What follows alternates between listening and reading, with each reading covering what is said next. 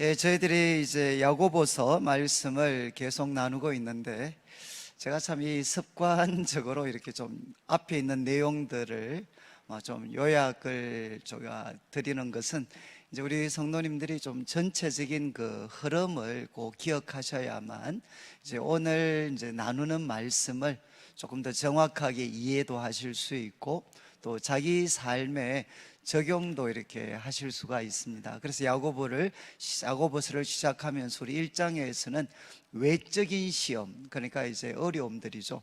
외적인 시험이 올 때 어떻게 해야 되고, 또 내적인 시험, 유혹이 올 때 우리가 어떻게 대처해야 되는가 하는 것을 교훈을 했습니다. 그런 다음에는 이제 우리 성도들이 이 땅에서 참된 경건의 삶을 살아가려면 무엇보다 이제 하나님의 말씀과 항상 바른 관계를 가지고 있어야 됩니다. 그래서 하나님 말씀 듣기를 속히 해라. 말씀 듣는 것은 속히 해야 된다. 그리고 또 이제 교훈한 것이, 말씀을 듣기만 해서 자기를 속이는 자가 되지 말고 말씀을 행하는 사람이 되어야 된다, 이렇게 교훈을 했습니다. 그리고 이제 1장을 마무리하면서 야고보서의 전체 주제가 되는 참된 경건은 어떤 모습인가 세 가지로 요약을 했습니다. 그래서 먼저는 이제 자기 혀를 재갈 물리는 사람이다. 그리고 이제 두 번째는 고아와 과부를 그 환난 중에 돌아보는 사람이다. 그리고 이제 세 번째는 자기를 지켜서 새 속에 물들지 않는 사람, 바로 그 사람이 참된 경건의 사람이다, 이렇게 가르쳤습니다. 그리고 이제 저희들이 이 2장에 와서는, 2장은 무엇과 연관이 되어 있는가 하면 고아와 과부를 그 환난 중에 돌아보는 것과 연관된 가르침을 야고보 사도가 주고 있습니다. 그런데 이제 이 2장에서 가장 중심이 되는 그 관심은 뭔가 하면 참된 믿음입니다. 참된 믿음. 2장 1절을 한번 보시면 이렇게 기록합니다. 내 형제들아, 영광의 주 곧 우리 주 예수 그리스도에 대한 믿음을 너희가 가졌다. 그러니까 우리는 영광의 주, 우리 주 예수 그리스도에 대한 믿음을 가진 사람들입니다. 이 믿음을 가진 사람들, 참된 믿음을 가진 사람들은 어떤 사람인가?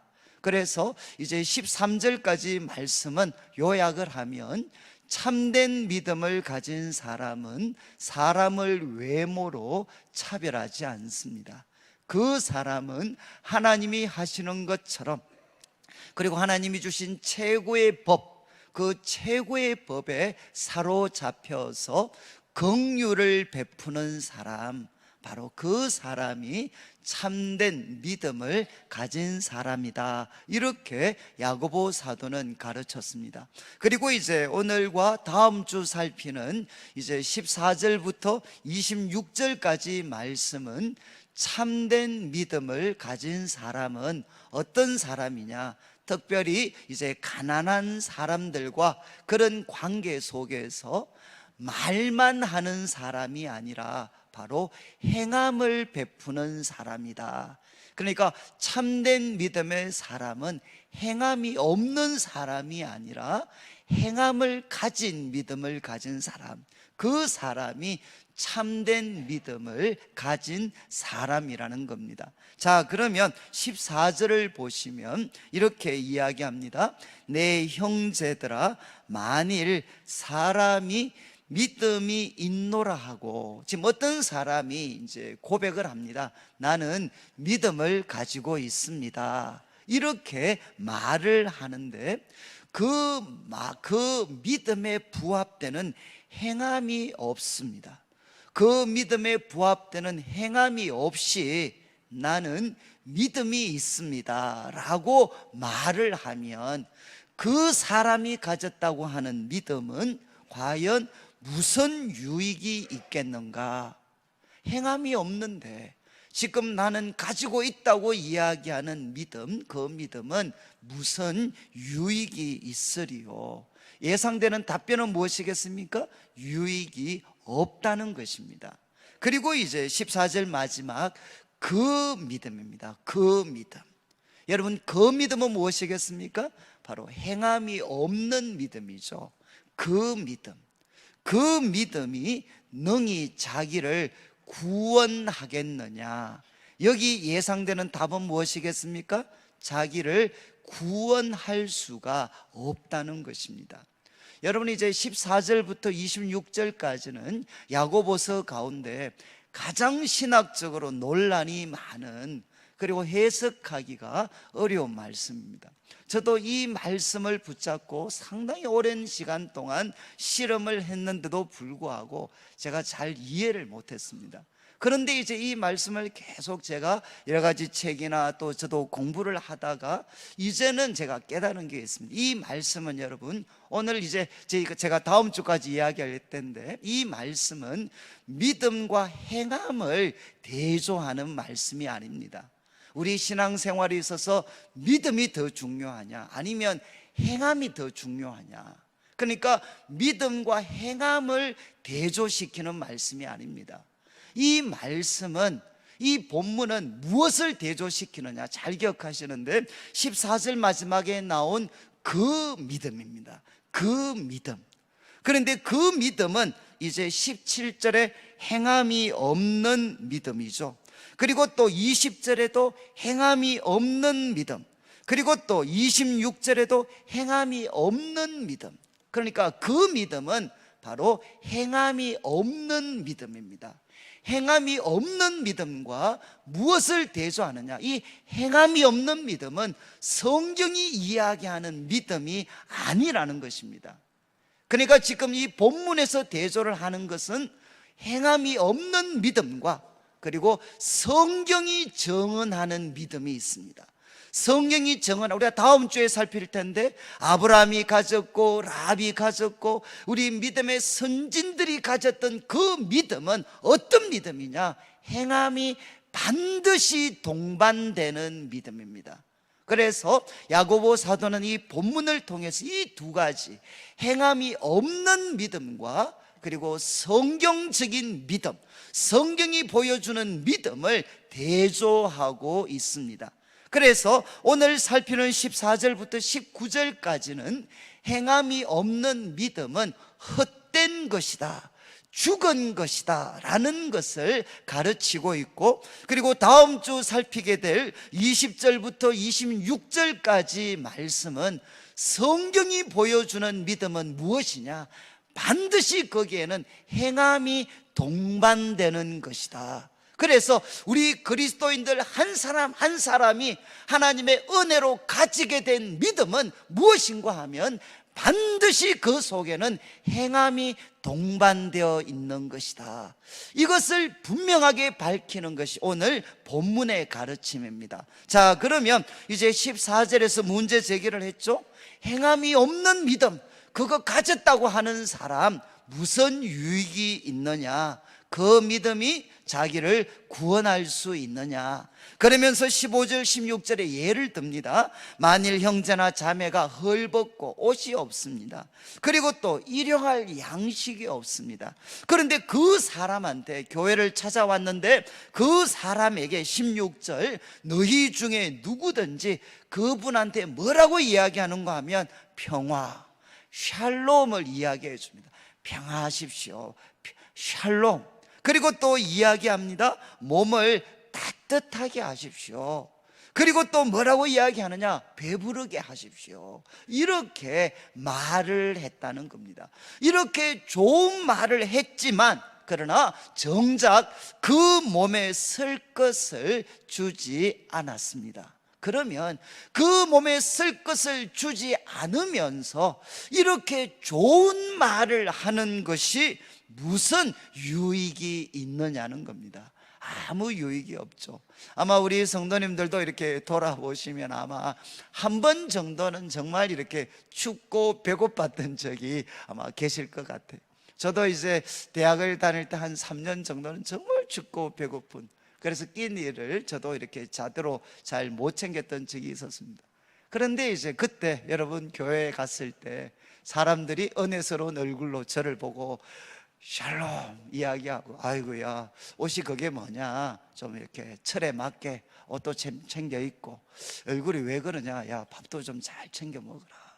그리고 굿바이 인사 딱 하고 보내면, 주가 뭐 누가 모릅니까? 지금 옷도 철에 맞게 입어야 되고, 그리고 따뜻하게 좀 이렇게 잘 먹어야 되는 거 누가 그거 모르겠어요. 이건 돈이 없는데, 어떻게 돈이 없는데 그런 형편이 안 되는데.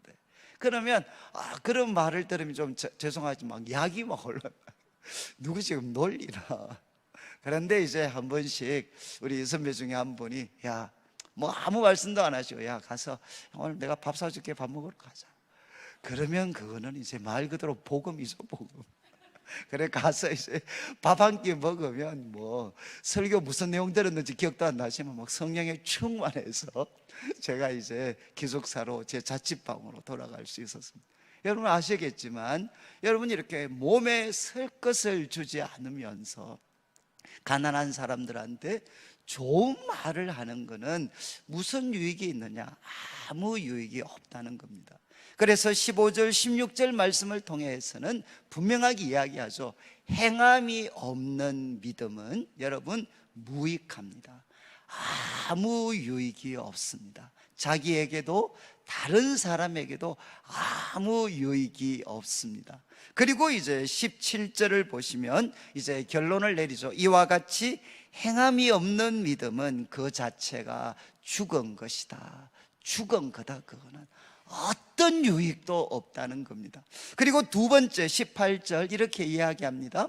어떤 사람은 말하기를 너는 믿음이 있다. 야, 너 믿음이 있다. 그리고 나는 행함이 있다. 행함. 너는 믿음이 있다고 이야기하고 나는 행함이 있는데, 지금 도전을 합니다. 행함이 없는 너의 믿음, 너 도대체 뭘 믿고 사는지 행함이 없는 그 믿음을 나한테 한번 보여줘라. 나 진짜 궁금하다. 네가 믿고 있는 그 믿음이 어떤 건지 행동을 통해서 한번 나한테 보여줘라. 여러분, 내가 지금 믿음을 갖고 있다는 것은 무엇을 통해서 다른 사람들이 알겠습니까? 나의 행함을 통해서 나는 내가 믿고 있는 것이 무엇인지를 보여줄 수 있습니다. 그래서 지금 이야기하는 거죠. 행함이 있는 사람이 행함이 없이 믿음만 있다고 이야기하는 사람한테 한번 좀 보여줘봐. 너가 믿고 있는 믿음이 어떤 건지 한번 좀 보여줘봐. 보여. 그리고 이 사람이 대답을 합니다. 나는 행함을 통해서 내가 가지고 있는 믿음을 너한테 보여줄게. 이렇게 도전을 한다는 거죠. 이런 도전을 받으면 여러분, 행함이 없는 믿음을 가진 사람들은 아무 반응과 대꾸를 할 수가 없습니다. 저는 참 이렇게 이 말씀, 여러분 이 말씀 많이 들으셨지 않나요? 저는 이제 3월이 되면 우리 학부모님들도 기억하시면 좋겠는데, 지금 대학교마다 신천지와 하나님의 교회 이단들이 지금 난립니다. 난리. 지금 우리 아이들을 참 이제 우리 고등학교에서 갓 대학 올라간 우리 신입생들을 속된 말로 정말 포섭하기 위해서 진짜 전투적인 노력을 하고 있어요. 전투적인 노력. 그런데 지금 그 친구들이 과거에는 성경 공부하자 그랬어요. 성경 공부. 그런데 요즘에는 그 성경 공부에다가 무슨 이야기 하느냐? 야, 네가 다니고 있는 교회, 야, 그 교회 속에 얼마나 많은 비리가 있는지 너 모르냐? 너 TV도 안 봤어? 너 인터넷도 안 봐? 야, 지금 너희들이 속해 있는 그 교회, 그 얼마나 많은 비리와 문제가 있는지 너 모르고 있어? 그러면서 이야기합니다. 우리는 달라. 야, 우리는 그렇게 비리 집단 같은 교회하고 우리는 달라. 우리한테로 와, 우리한테. 그래서 지금 이런 이단들을 만났던 애들이 막 그런 이야기를 하는 거죠. 이런 좋은 선배를 만난 적이 없다는 거예요. 만난 적이. 여러분 참 이렇게 어떻게 보면 아이러니컬하죠. 지금 하나님을 알지 못하고 우리 영혼을 파괴시키는 이단들이 지금 우리 청년들과 우리 다음 세대를 노력할 때 뭐라고 갖고 이야기하느냐? 행함으로 한번 보여줄게. 우리가 행함으로. 그리고 여러분, 저는 대학을 다닐 때 그때는 80년대였으니까 정말 웬만한 대학생들은 다 참 이렇게 사회를 바로잡아야 된다, 이런 이야기를 했었습니다. 저도 이제 그 중에 한 사람이었는데, 저는 제가 지금도 잊지 못하는 저희 과에 정말 이제 전국 1등, 2등 이런 애들이 다 들어왔었어요. 그런데 그 아이들 중에 대부분 운동권으로 가서 졸업도 잘 못했습니다. 그런데 그 아이들이 저한테, 그래도 제가 이렇게 교회 다닌다고 티를 냈으니까 저한테 와서 뭐라고 이야기했느냐, 야, 너 예수 믿는다며 예수님을 믿는 게 진리라는 거를 행동으로 우리한테 한번 보여줘라. 행동으로 한번, 우리를 감동시킬 수 있는 행동으로 한번 보여주면 나도 예수 믿을게. 그 다음 뭐라고 이야기했느냐, 나는 내가 믿고 있는 막시점이 있어. 그 막시점이 진리라는 거를 내가 행동으로 한번 보여줄게. 가난한 사람들을 위해서 내 삶을 헌신하는 이 행동을 통해 한번 보여줄 테니까 네가 믿는 기독교가 진짜 맞다면 이 시대에 가난하고 어렵고 힘든 사람들을 돕는 그런 헌신적인 삶으로 한번 보여줘봐. 여러분, 이거는 이단들만 이야기하는 게 아니죠. 그리고 운동권 애들만 이야기하는 게 아닙니다. 저는 우리 청년들을 섬기면서 청년들이 하나같이 하는 말이 뭔가 하면, 목사님, 정말 예수 믿는 게 진리라면 우리 아빠 엄마한테 행동으로 좀 보여주라고 이야기하십시오. 나는 우리 아버지 어머니가 살아가는 모습을 보면 예수 믿는 것이 유일한 진리의 길이라는 것을 느끼기가 어렵습니다. 여러분, 세상은 우리를 향해 무엇을 도전하느냐? 바로 행함이 없는 당신들의 행동을 통해서 당신들이 믿고 있는 예수 그리스도의 복음이 얼마나 참된가 하는 것을 행동으로 한번 보여주십시오. 저는 이제 제 평생에 저한테 숙제가 이거였어요. 저는 제가 참 이렇게 내수동교회 대학부 들어가고 난지도를 왜 들어갔겠습니까? 저는 우리 후배들한테 한번 그걸 보여주고 싶었어요. 예수님을 믿는 사람은 항상 출세하기 위해서 기도하고 몸부림치는 그런 분들도 있을 수 있겠지만, 예수님의 사랑에 감동되어서 바로 가난하고 어려운 사람들의 친구가 되는 그 삶도 결단할 수 있다. 모두가 그렇게 될 필요는 없지만 예수님을 믿는 사람들은 항상 우리 주위에 어렵고 힘든 사람들을 돌아보고 그들을 위해서 자신의 삶을 드리려고 애쓰는 사람이다. 저는 이제 그런 모습을 조금이라도 한번 보여주고 싶었습니다. 저는 이제 교회에 대해서 제가 가지고 있는 꿈이 뭐냐, 바로 이거죠. 바로 행함을 통해서 어떤 이데올로기도, 어떤 이단 종교도, 어떤 사회 조직도 압도할 수 있는 그 탁월한 행함을 가진, 바로 그것을 통해서 예수 그리스도의 복음이 진리라는 것을 보여줄 수 있는 공동체, 보여줄 수 있는 성도들을 세우는 것, 저는 이것이 우리 시대와 그리고 우리 또 이 어떤 한국 사회를 새롭게 할 수 있는 저는 길이라고 생각을 합니다. 여러분 보십시오. 행함이 없는 믿음을 가진 사람은 행함으로 무장한 세상의 도전 앞에 그들은 무기력할 수밖에 없습니다. 그리고 나아가서 이어지는 20절 19절 말씀을 보십시오. 야고보 사도는 더 충격적인 말씀을 합니다. 너가 하나님은 한 분이신 줄 믿느냐? 너 하나님이 한 분이신 줄 믿느냐? 이거는 여러분, 야고보서는 유대적인 배경을 가진 그리스도인들, 초대교회 성도들에게 서여졌습니다. 여러분, 그렇다면 유대인들이라면 아침마다 그들이 암송했던 게 무엇이겠습니까? 들으라 이스라엘아, 하나님은 한 분이시다. 쉐마. 신명기 6장에 나오는 들으라 이스라엘아, 하나님은 한 분이시다. 여러분, 이것이 유대인의 신앙 고백이었어요. 그런데 야고보가 그들에게 뭘 도전하느냐? 하나님이 한 분이시다. 쉐마의 말씀을 언급하면서 하나님이 한 분이신 것 믿느냐? 그 다음 이런 이야기를 합니다. 잘한다. 그런데 그 다음 뭐라고 하죠? 귀신들도 믿고 떠느니라. 여러분, 귀신들도 하나님이 한 분이신 것을 믿고 있습니다. 알고 있습니다. 그리고 좀 있으면 자막이 2개 나올 텐데, 여러분, 귀신들이 예수님도, 좀 속되게 표현해서 죄송한데, 귀신같이 알아봤어요. 그래서 마가복음 1장 24절 우리 자막을 한번 보시면, 이거는 1장 24절에 뭐라고 되어 있습니까? 나사렛 예수여, 우리가 당신과 무슨 상관이 있습니까? 우리를 멸하러 왔습니까? 그 다음 말씀 보시죠. 나는 당신이 누구인 줄 압니다. 나는 당신이 누구인 줄 아는데 하나님의 거룩한 자입니다. 하나님의 거룩한 자입니다. 그리고 그 다음 자막 5장 7절을 보시면 이거는 거라사 강인 군대 귀신 들렸던 자가 고백한 겁니다. 큰 소리로 부르짖어 이르되 지극히 높으신 하나님의 아들 예수여, 지극히 높으신 하나님의 아들 예수여. 여러분, 귀신도 무엇을 알고 있습니까? 예수님이 하나님의 거룩한 자인 것을 알고 있습니다. 지극히 높으신 하나님의 아들인 것을 귀신은 알고 있습니다. 그리고 또 야고보가 뭐라고 하죠? 이것은 귀신들도 알고 떤다 그랬어요. 이거는 감정이죠, 감정. 지적으로 알고 있을 뿐만 아니라 그 하나님을 두려워하고 무서워합니다. 여러분, 감정적인 요소까지 들어가 있어요. 그런데 귀신들이 가지고 있는 것을 우리는 참된 믿음이라고 이야기하지 않습니다. 왜 그렇습니까?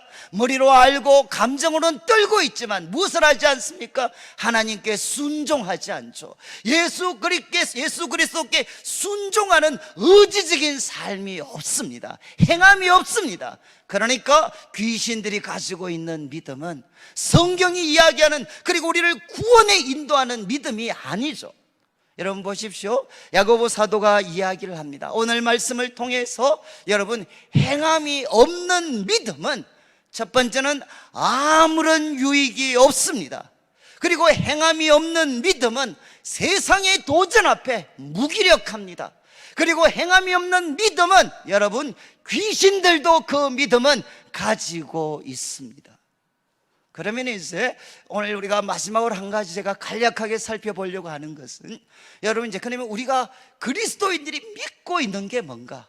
우리 그리스도인들은 복음을 믿고 있는데 그 복음 속에 바로 행동이 담겨져 있나, 변화된 삶이 우리들이 믿는 복음 속에는 담겨져 있는가 하는 것에 대한 확인이 저는 필요할 것 같아요. 그래서 제가 오늘 이제 우리가 믿고 우리 성도들 모두가 믿고 있는 복음에 대해서 제가 간략하게 한번 요약을 해드리고, 다음 주에 저희들이 성경이 이야기하는 믿음은 어떤 것인가 하는 것을 말씀을 드리려고 합니다. 이제 주보 3면을 참조하시고 이제 자막들이 계속해서 나올 텐데 여러분 잘 한번 보십시오. 이제 우리 그리스도인들은 무엇을 믿고 있는가? 고린도전서 15장 3절 4절 자막이 나옵니다. 사도 바울이, 이거는 이 정도는 하셔야 돼. 내가 받은 것을 먼저 너희에게 전하였는데, 복음의 핵심이 뭐냐? 이는 성경대로 그리스도께서 우리 죄를 위하여 죽으셨습니다.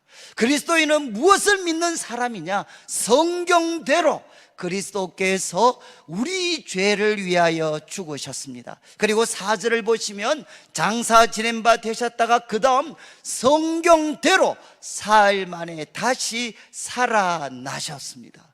우리 그리스도인은 누구인가? 바로 이것을 믿는 사람입니다. 성경대로 그리스도께서 우리 죄를 위하여 죽으셨고, 성경대로 그리스도께서 3일 만에 다시 살아나셨습니다. 우리는 이것을 믿는 사람들입니다. 그러면 그 다음 질문은 그리스도의 죽음, 왜 그리스도께서 죽으셨습니까? 왜 이것이 복음입니까? 이제 요한복음 1장 29절, 이튿날 요한이 예수께서 자기에게 나오심을 보고 예수님에 대해서 이렇게 이야기하죠. 보라, 세상 죄를 지고 가는 하나님의 어린 양이다.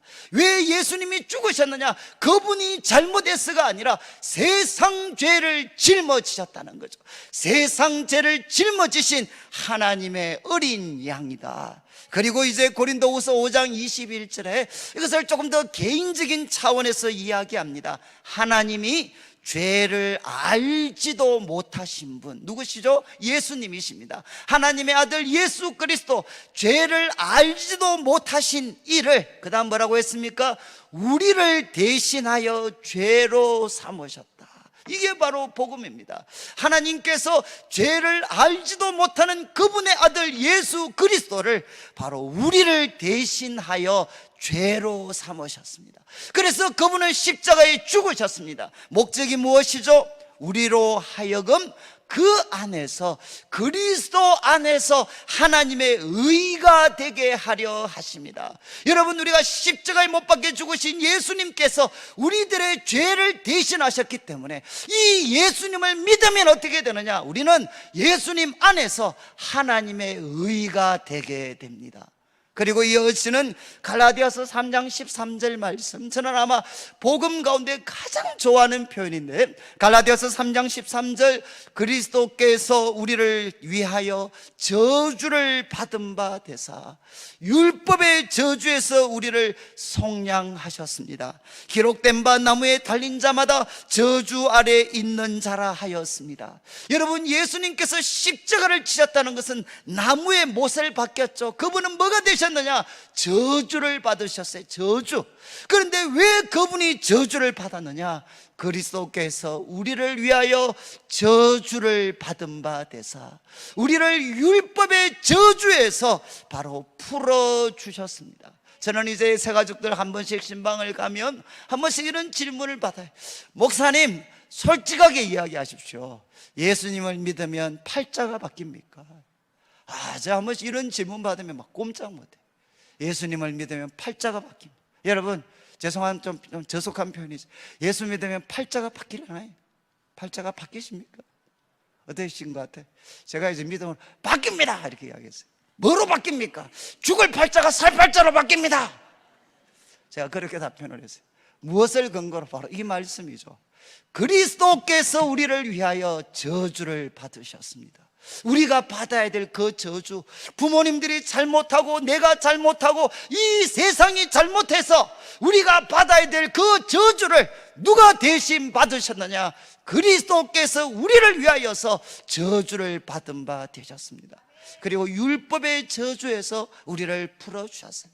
저도 이렇게 살아오면서 좀 죄송한 표현이지만 저주받은 인생처럼 느껴졌던 순간이 있었어요. 아무리 노력하고 아무리 힘을 써도 넘을 수 없는 선이 있는 것 같았어요. 나는 정말 저주받은 건가? 우리 집은 저주받은 인생인가? 그런데 그때마다 이 말씀 붙잡고, 하나님, 그리스도께서 우리를 위하여 저주를 받으셨습니다. 주님이 우리를 위하여 저주를 받으셔서 율법의 저주에서 우리를 풀어주셨습니다. 예수님 안에 있으면 우리에게 살 길이 있는 줄을 믿습니다. 저는 사실 이 말씀을 붙잡고 정말 오랜 세월을 살아왔습니다. 여러분, 성경은 이야기합니다. 그리스도께서 십자가에서 우리가 받아야 될 모든 저주를 그분이 담당하셨습니다. 그리고 율법의 저주에서 풀어주셨습니다. 그리고 나아가서 예수님은 다 3일 만에 다시 부활하셨습니다. 사도행전 2장 32절 36절 이렇게 이야기하죠. 베드로의 처음 설교입니다. 이 예수, 십자가에 못 박혀 죽으신 이 예수를 하나님이 살리셨습니다. 그리고 이렇게 이야기하죠. 우리가 다 이 일의 정인이다. 우리가 이것을 눈으로 보았다는 것입니다. 예수 그리스도의 부활은 만들어낸 사실이 아니고 눈으로 본 것입니다. 우리는 이것의 정인입니다. 그리고 36절에 이야기합니다. 그런즉 이스라엘 온 집은 알아라. 너희가 십자가에 못 박은 이 예수를 하나님이 주와 그리스도가 되게 하셨다. 만왕의 왕 만주의 주님으로 이 세상의 유일한 구원자가 되게 하셨다. 무엇이 이것을 보여줍니까? 예수 그리스도의 부활입니다. 여러분, 하나님께서는 예수님을 다시 살리셔서 우리에게 분명히 보여주셨어요. 우리 예수님이 하나님이 세우신 유일한 구원자십니다. 참된 구원자십니다. 그리고 나아가서 로마서 6장 4절을 보시죠. 그러므로 우리가 그의 죽으심과 합하여 세례를 받음으로 그와 함께 장사되었습니다. 이는 아버지의 영광으로 말미암아 그리스도를 죽은 자 가운데서 살리심과 같이, 여러분, 그리스도를 죽은 자 가운데서 살리심과 같이 우리로 또한 새 생명 가운데 행하게 하려 하십니다. 여러분, 예수 그리스도의 부활이 우리들에게 던져주고 있는 분명한 사실이 무엇이죠? 예수님의 부활이 바로 나의 부활이 되는 것입니다. 왜? 예수님을 살리신 그 하나님의 능력으로 하나님께서는 예수님을 믿는 우리들을 다시 살려주셔서 새 생명 가운데 살아갈 수 있도록 만들어 주셨습니다. 여러분, 예수님의 부활은 나의 부활이고 예수님을 다시 살리셨던 하나님의 능력이 우리를 붙잡고 계시고 우리를 새로운 생명의 길로 이끌어가고 계십니다. 그래서 이제 우리가 이 예수님을 믿으면 십자가에 못 박혀 죽으시고 3일 만에 부활하신 예수님을 믿을 때 우리에게 두 가지 놀라운 선물이 주어지게 됩니다. 사도행전 2장 38절 베드로가 이야기하죠. 너희가 회개하여 각각 예수 그리스도의 이름으로 세례를 받아라. 이 말은 단순하게 요약하면 회개하고 예수 그리스도를 믿으라는 것입니다. 예수 그리스도를 믿으면 우리는 무엇을 얻게 되느냐?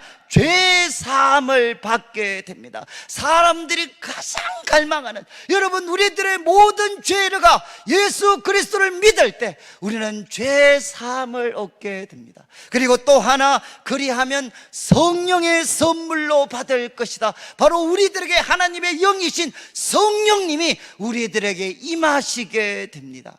여러분, 바울은 로마서 8장 1절과 2절에서 이렇게 또 표현을 합니다. 같은 내용인데 8장 1절, 그러므로 이제 그리스도 예수 안에 있는 자에게는 뭐라고 했습니까? 결코 정죄함이 없다. 왜? 예수님께서 십자가에서 우리를 대신하여 정죄를 다 당하셨어요. 예수님이 우리를 대신하여 정죄를 당하셨기 때문에 예수님 안에 있는 자에게는 정죄함이 없습니다. 우리의 죄는 용서함을 받았습니다. 여러분, 과거의 선 실패의 기억들이 우리를 짓누를 때마다 우리는 무엇을 바라봐야 되느냐? 예수님의 십자가를 바라보셔야 돼. 이런 부족한 사람들, 이런 실패한 인생을 하나님이 사랑하시고 우리들의 죄와 저주를 대신 지시고 예수님이 십자가에 피 흘려 죽으셨습니다. 이 예수님을 믿으면 우리는 다시는 정죄함이 없습니다. 죄 사함을 받습니다. 그리고 나아가서 2절, 이는 그리스도 예수 안에 있는 생명의 성령의 법이 죄와 사망의 법에서 너를 해방하였다. 여러분, 이 세상에 어떤 이데올로기도, 어떤 도덕도, 어떤 종교도, 어떤 교육도 우리를 죄에서, 죄법에서 해방시켜 줄 수 있는 자는 아무도 없습니다. 여러분, 우리를 죄법에서 해방시켜 줄 수 있는 유일한 분은 누구시냐? 바로 성령님이십니다. 예수 그리스도를 믿고 우리가 예수님의 보혈로 깨끗이 죄 용서함을 받을 때, 바로 주님이 보실 때 의로운 자가 되었을 때 우리에게 누가 임하시느냐? 성령님이 임하십니다. 성령님이 우리 마음에 하나님의 법을 새겨주시고 우리 마음에 새 마음을 주셔서 죄의 법을 깨뜨려 싸워 이길 수 있는 하나님의 사람으로 만들어 주십니다. 그리고 마지막으로 여러분, 이제 우리가 새로운 삶을 살게 될 때 그 새로운 삶의 핵심은 무엇이겠습니까? 갈라디아서 5장 6절을 한번 보십시오. 이런 구절을 외우시면 좋은데, 그리스도 예수 안에서는 할례나 무할례가 효력이 없습니다. 우리들의 말로 하면 그리스도 예수 안에는 내가 모태신앙이냐 아니면 내가 늦게 믿었느냐, 그게 중요하지 않습니다. 무엇이 중요하냐? 사랑으로서 역사하는 믿음뿐이니라. 예수님 안에서 가장 중요한 것은 무엇이냐? 사랑으로서 역사하는 믿음. 여러분, 이제 이 사랑으로서 역사하는 믿음을 영어 번역 같은 걸 보면 바로 사랑을 통해서 자신의 실체를 나타내는 믿음. 바로 성경적인 믿음은 무엇이냐? 사랑을 통해서 하나님을 향한 사랑, 이웃을 향한 사랑, 그 행함이 있는 사랑을 통해서 자신의 존재를 나타내는 그 믿음만이 중요하다는 것입니다. 그래서 이제 갈라디아서 5장 13절 14절 이 구절은 우리 그리스도인의 삶을 이렇게 요약합니다. 형제들아, 너희가 자유를 위하여 부르심을 입었습니다. 우리는 예수님의 십자가의 보혈을 의지하여서, 부활하신 주님의 능력을 의지하여서 죄에서부터 우리는 자유함을 받았습니다. 사망에서부터 자유함을 받았습니다. 마귀에게서부터 우리는 자유함을 받았습니다. 그러면 어떻게 살아가야 되느냐? 그러나 그 자유로, 예수님 통해서 얻게 된 그 자유를 가지고 육체의 기회를 삼지 말고 뭐라고 했죠? 오직 사랑으로 서로 종노릇해라. 그래서 마르틴 루터 같은 사람은 그리스도인의 자유에서 이야기했어요. 우리 그리스도인이 가지는 자유는 무엇이냐? 종이 되는 자유입니다. 여러분, 사랑으로 종노릇해라. 그러면서 14절에 이렇게 이야기합니다. 온 율법은, 구약의 가르침과 예수님을 통해서 확인되고 새롭게 되어진 온 율법은 내 이웃 사랑하기를 내 자신같이 하라 하신 한 말씀, 이 말씀 속에 다 들어있다, 다 요약될 수 있다, 이렇게 사도 바울은 이야기를 합니다. 여러분, 우리 그리스도는 어떻게 살아가는 사람입니까? 하나님이 주신 자유를 가지고 성령의 충만함을 받아서 사랑으로 종노릇하면서 살아가는 사람들. 그래서 내가 예수님을 믿은 사람이다, 참된 믿음을 가진 사람이다 라는 것은 증거가 무엇이냐? 우리 속에 사랑의 마음이 있습니다. 성령님이 주시는 사랑의 마음이 우리 마음속에 넘쳐나서 우리 같은 사람도 하나님뿐만 아니라 이웃들을, 그게 가난한 사람들까지 포함해서 내 몸과 같이 사랑하는 사람으로, 그 행함의 사람으로 바뀌어질 때 그 사람이 누구냐? 바로 우리 그리스도인들입니다. 오늘 말씀을 통해 여러분, 우리가 다 믿고 있는 복음에 대해서 한번 같이 요약을 했습니다. 여러분, 예수 그리스도의 복음 안에는 무엇이 있습니까? 바로 삶의 변화가 있습니다. 미움의 사람이 사랑의 사람이 됩니다. 죄의 사람이 거룩의 사람이 됩니다. 그리고 자기밖에 모르던 사람이 하나님께 순종하며 이웃을 사랑하고 섬기는 사람이 되게 됩니다. 오늘 말씀을 마무리하면서 여러분, 행함이 없는 믿음은 아무 유익이 없습니다. 그것은 죽은 것입니다. 그러면 여러분, 오늘 말씀 들어보니까 나는 행함이 없는 믿음을 가진 것 같아. 나는 이 자리에 있으면 안 되는구나. 이제 포기해야 되겠다, 나는. 여러분, 그런 뜻으로 야고보가 기록했겠습니까? 그게 아니죠. 혹시라도 우리 성도님들 들으시면서 내가 행함이 없는 믿음의 자리에 서 있다면 어떻게 하라는 겁니까? 돌아서라는 것입니다. 바로 성경이 증언하는 참된 믿음의 자리로 돌아오라는 것입니다. 여러분, 이것은 하나님께서 바로 우리 한국교회를 위해서, 우리 성도들을 위해서, 저를 위해서 도전하고 계시는 거죠. 행함이 없는 믿음의 자리에서 성경이 이야기하는 참된 믿음, 행함이 동반된 참된 믿음의 자리로 돌아오십시오. 이것은 주님만이 하실 수가 있습니다. 예수 그리스도의 보혈을 의지하고 성령의 도우심을 의지할 때 우리 하나님께서는 우리에게 행함이 있는 참된 믿음의 사람으로 우리를 회복시켜 주십니다. 것입니다. 그러면 우리는 복음에 대해서 들었습니다.